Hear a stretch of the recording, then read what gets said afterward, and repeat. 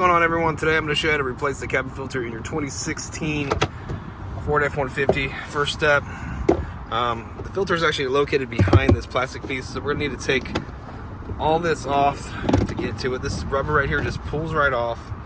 Not a big deal. Some 7mm we need to remove. There's 2 of them. Then we can pull this off. All right, so we get those 2 guys out. Then we just grab this guy right here. And we can just pull it. It's just kind of just like plastic clips. Move it out of our way. We don't need to disconnect this connector. Come over here. The filter is in this box right here. If we go on the sides, just pull these tabs on the sides. Pull the sides. The front of the box will come off.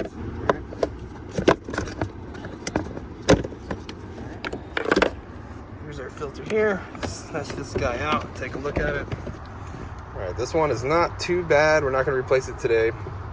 But if you need a replacement filter, I'm going to leave a link in the description box for a new filter. So check that out. It'll be the correct one for the F-150.